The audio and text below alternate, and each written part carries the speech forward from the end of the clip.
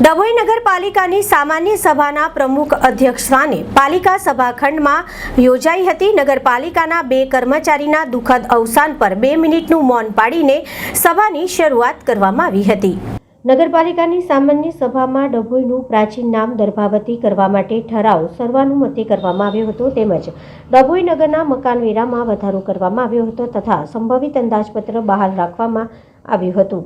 ડભોઈ નગરપાલિકાની સામાન્ય સભામાં પ્રમુખના અધ્યક્ષસ્થાને પાલિકાના સભાખંડમાં યોજાઈ હતી, જેમાં નગરપાલિકાના 2 કર્મચારીઓ સ્વજયંતિ ત્રિવેદી, પંકજભાઈ શાહ અને સનરાઈઝ શાળાના શિક્ષકો અને વિદ્યાર્થીઓના દુઃખદ અવસાનનો 2 મિનિટનો શોક વ્યક્ત કરી સભાની શરૂઆત કરવામાં આવી હતી, જેમાં નગરપાલિકાની આર્થિક સ્થિતિ મજબૂત કરવા કેટલીક સેવાઓમાં વધારો કરવામાં આવ્યો હતો।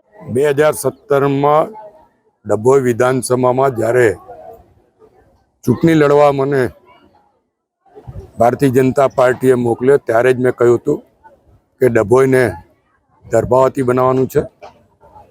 દર્ભાવતી એ પૌરાણિક નગરી હતી, ઐતિહાસિક નામ છે।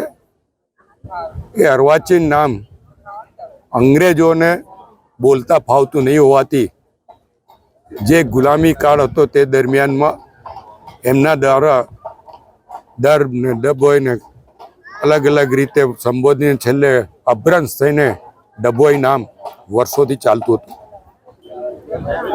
ત્યારે લોકોની લાગણી માંગણી જોઈને નગરપાલિકાએ ડભોઈનું નામ બદલીને દર્ભાવતી કરવાનો ઠરાવ કર્યો છે। અનેક ગ્રંથોમાં દર્ભાવતીનો ઉલ્લેખ છે। જૈનોની નગરી કહેવાતી હતી, તે જૈનોના શાસ્ત્રોમાં પણ દર્ભાવતી છે અને સ્વામિનારાયણના ગ્રંથોમાં પણ દર્ભાવતીનો ઉલ્લેખ છે।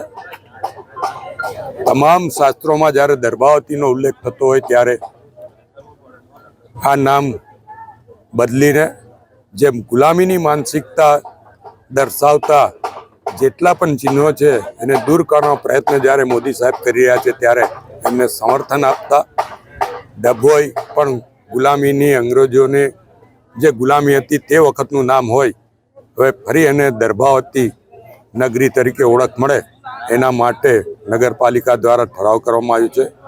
તાલુકા પંચાયત દ્વારા પણ ઠરાવ કરવામાં આવ્યો છે।